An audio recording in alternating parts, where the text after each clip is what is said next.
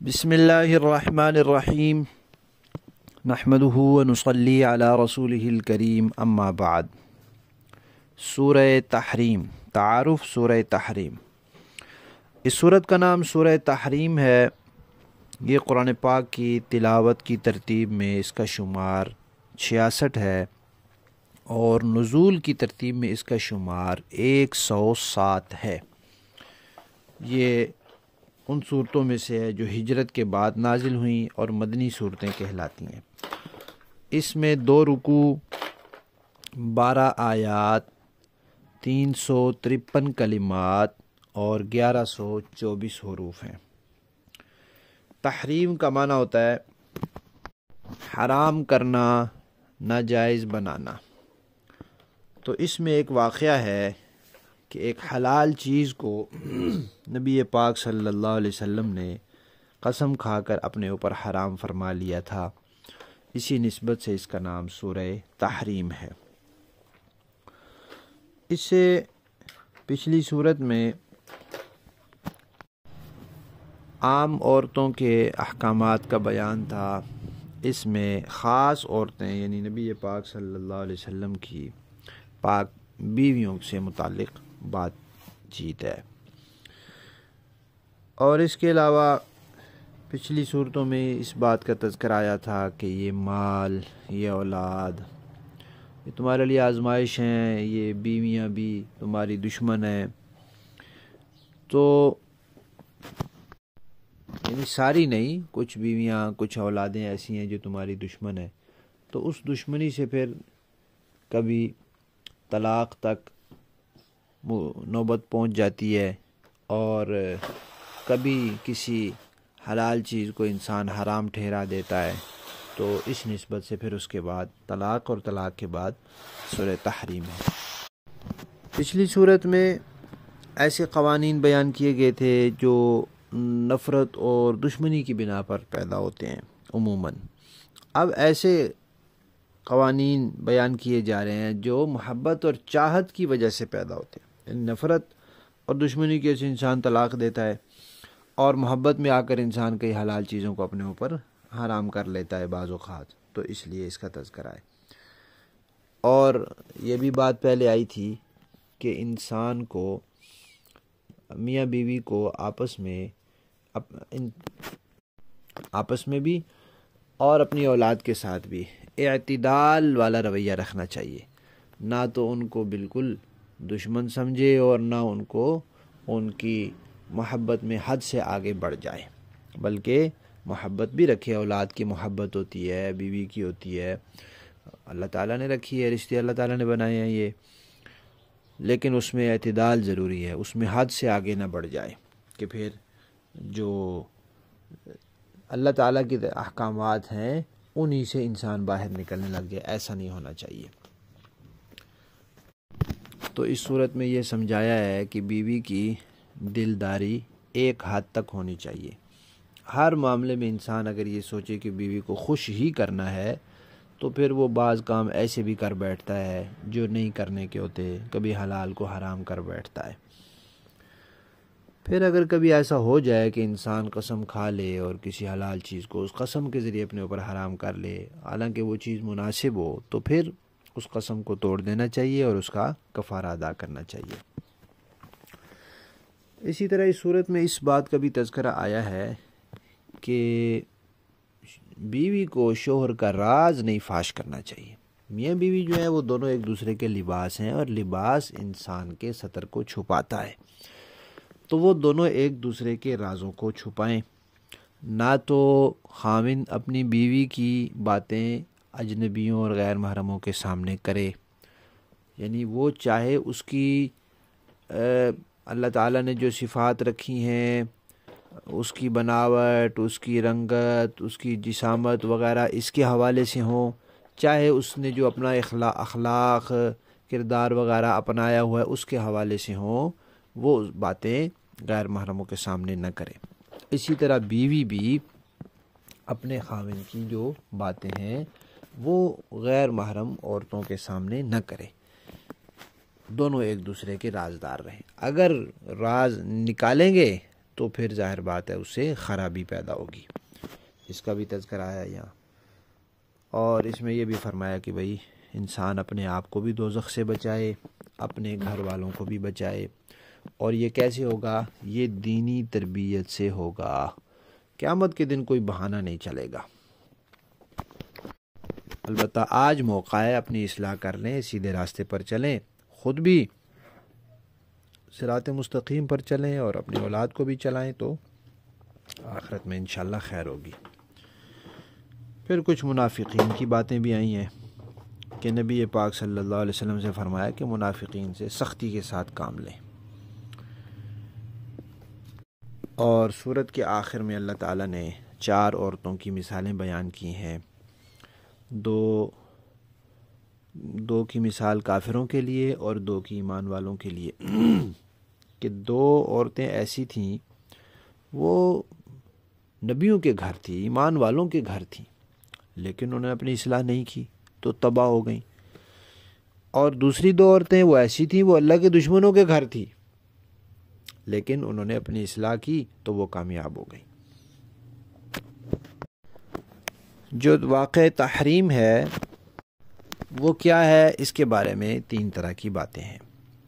پہلی یہ کہ نبی پاک صلی اللہ علیہ وسلم کی ایک باندی تھیں، حضرت ماریہ قبطیہ، جو آپ کو کسی بادشاہ نے ہدیے میں دی تھی.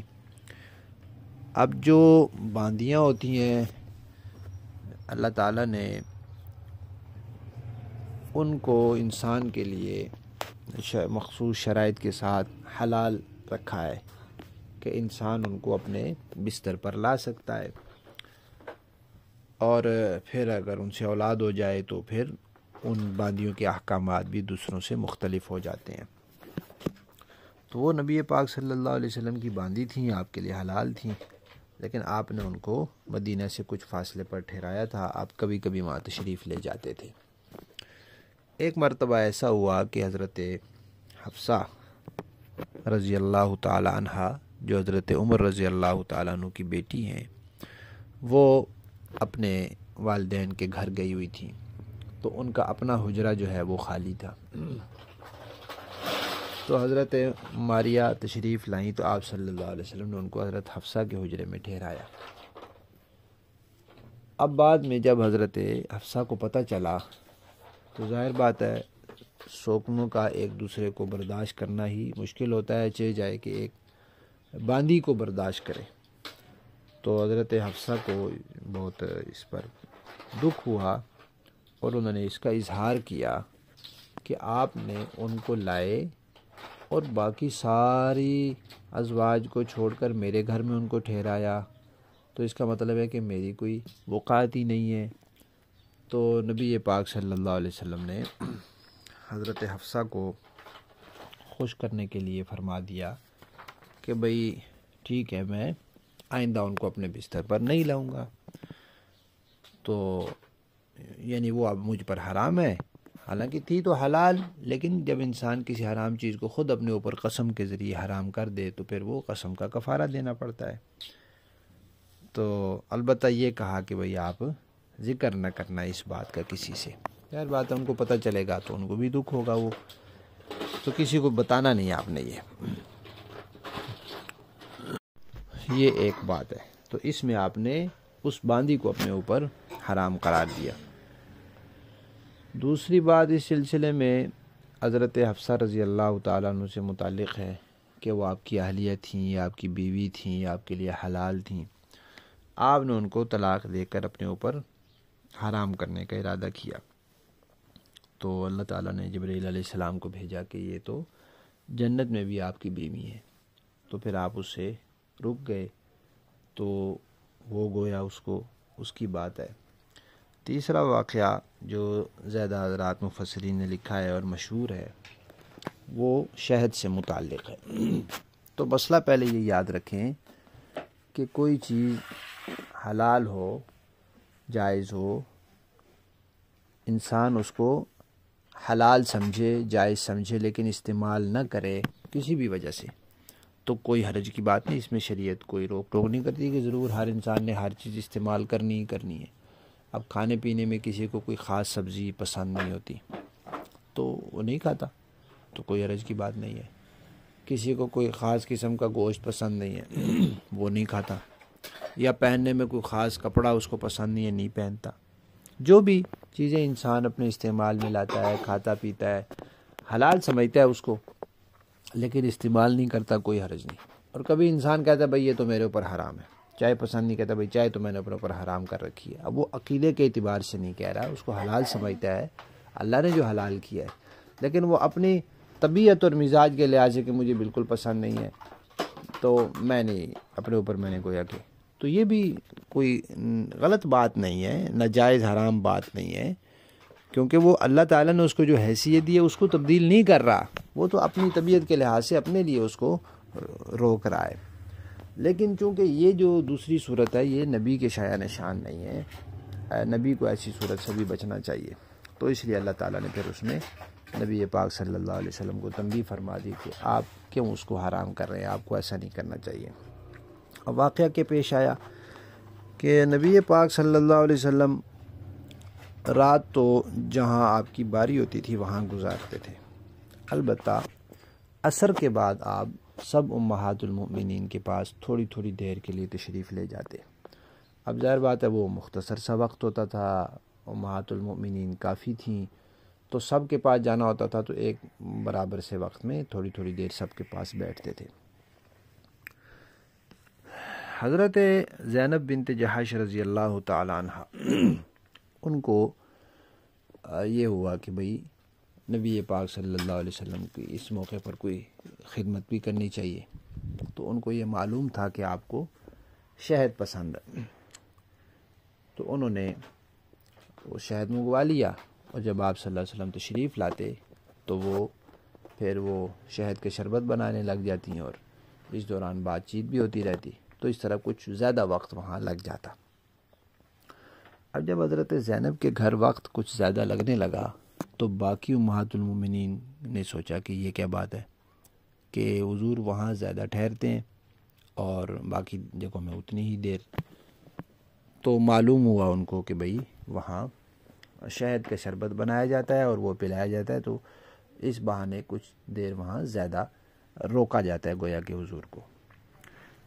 اب ان میں حضرت عائشہ اور حضرت حفصہ رضی اللہ تعالیٰ عنہ انہوں نے آپس میں مل کے تدبیر کی کہ یہ نہیں ہونا چاہیے، سب کے پاس برابر وقت ہو، اب روکا کیسے جائے؟ تو انہوں نے اس بارے میں یہ سوچا کہ بھئی وہاں ایک پودا ہوتا تھا، یہ گوند قسم کی چیز ہوتی تھی جیسے درختوں سے نکلتی ہیں بعض، اس کو مغافیر کہتے تھے، اور اس سے ایک ہلکی سی بدبو سی آتی تھی۔ تو انہوں نے کہا جب نبی پاک صلی اللہ علیہ وسلم حضرت زینب کے ہاں سے تشریف لائیں گے تو جس کے گھر پہلے جائیں گے وہ بھی پوچھے کہ کیا آپ نے مغافیر استعمال فرمایا ہے؟ اب سوال ہی ہوگا، اس میں جھوٹ تو ہوگا نہیں، تو حضور فرمائیں گے نہیں، یا بتا دیں گے کہ بھئی میں نے تو شہد پیا ہے، تو پھر وہ کہہ دے کہ ہو سکتا ہے وہ شہد کی مکھی نے مغافیر چوسا ہو تو اس کا اثر اور اس کا ذائقہ وغیرہ وہ شہد میں آ گیا ہو، اس کی بو یعنی شہد میں آ گئی ہو، اور دوسری کے پاس آئیں گے تو پھر وہ بھی اسی طرح پوچھے۔ اور نبی پاک صلی اللہ علیہ وسلم کو یہ بالکل بھی پسند نہیں تھا کہ کسی دوسرے کو ان سے کسی بھی قسم کی ہلکی بھی کوئی بدبو محسوس ہو۔ آپ کے پسینے میں بھی خوشبو تھی، آپ کے دہن مبارک سے بھی خوشبو تھی، اسی لیے مسواک بھی خوب فرماتے تھے۔ تو اسی طرح ہوا جب آپ وہاں سے تشریف لائے تو پہلے ایک زوجہ نے یہی باتیں کہی، پھر دوسری جگہ گئے تو انہوں نے بھی یہی کہیں، تو آپ نے فرمایا کہ بھئی آئندہ میں شہد نہیں پیوں گا، تو لیکن تم بتانا نہیں ان کو، ظاہر بات ہے ان کو پتہ چلے گا تو ان کو دکھ ہوگا۔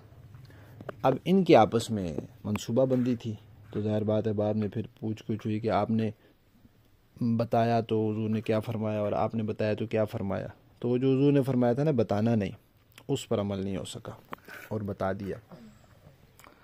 تو پھر اللہ تعالیٰ نے اس سارے واقعے کی نبی پاک صلی اللہ علیہ وسلم کو خبر دی، اور نبی پاک صلی اللہ علیہ وسلم نے پھر حضرت عائشہ کو کہا، اور پھر حضرت عائشہ نے سوچا کہ بھئی یہ تو حضرت حفصہ نے بتایا ہوگا حضور کو کہ اس طرح ہمارا منصوبہ تھا، تو حضور نے بتایا کہ نہیں، یہ مجھے اللہ تعالیٰ نے بتایا ہے۔ تو اس میں اللہ تعالیٰ نے پھر یہ تنبیہ فرمائی کہ یہ ان واقعات میں سے جو بھی ہو، اور مشہور یہ شہد والا ہے، تو آپ نے ایک چیز کو اپنے اوپر حرام کیا اور آئندہ نہ استعمال کرنے کی قسم کھائی، تو ازواج کی خوشنودی کے لیے، بیویوں کی خوشنودی کے لیے تو یہ کام آپ کو نہیں کرنا چاہیے۔ آپ کی حیثیت تو نبی کی ہے، پیشوا کی ہے، مقتدا کی ہے، آپ کے عمل سے شریعت میں دلیل بنتی ہے، لہذا آپ کو ایسا نہیں کرنا چاہیے۔ پھر اس کے بعد اگلی آیات میں اس بات کا ہے کہ حضرت حفصہ، حضرت عائشہ وغیرہ کو اللہ تعالیٰ نے فرمایا کہ بھئی اگر آپ توبہ کر لیں، یہ بھی فرمایا کہ توبہ کی طرف آپ مائل تو ہو ہی چکی ہیں، ظاہر بات ہے اب ان کو احساس ہو گیا کہ حضور نے منع کیا تھا نہیں بتانا اور ہم نے بتا دیا، اور پھر اللہ تعالیٰ نے حضور کو بتا دیا، تو شرمندگی کا احساس بھی ہوا، اللہ تعالیٰ کی طرف رجوع کا، توبہ کا بھی ہوا۔ تو کہا بھئی آپ نے توبہ کی طرف آپ کے دل مائل ہو ہی گئے ہیں، اور آپ نے تو منصوبہ بنایا نبی پاک صلی اللہ علیہ وسلم کے بارے میں، لیکن یہ یاد رکھیں کہ اللہ تعالیٰ بھی اپنے نبی کے ساتھ ہے، جبرائیل بھی، سارے ایمان والے بھی، فرشتے بھی، وہ سب نبی کے مددگار ہیں۔ باقی یہاں یہ پہلو بھی سوچنے کا ہے کہ بھئی اگر ان دونوں کا ایک منصوبہ تھا، اللہ تعالیٰ نہ بتاتے، تو ظاہر بات ہے حضرت زینب کے بھی ازواج مطہرات میں ان کی بھی ہم نوا تھیں، تو وہ ان کے ساتھ مل کے کوئی منصوبہ بناتی تو یوں دو گروہ ہو جاتے، پھر ان کی آپس میں باتیں بڑھتیں تو وہ معاملہ پتہ نہیں کہاں سے کہاں پہنچ جاتا۔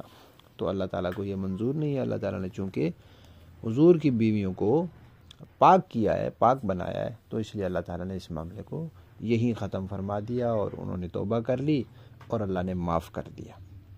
اللہ تعالیٰ نے نبی پاک کو بھی معاف کر دیا کہ آپ نے جو حلال چیز حرام کی تھی، اور ان ازواج کو بھی اللہ تعالیٰ نے معاف کر دیا۔ اب ان باتوں کی وجہ سے کوئی نہ نبی پاک پر اعتراض کر سکتا ہے اور نہ امہات المؤمنین پر کوئی اعتراض کر سکتا ہے۔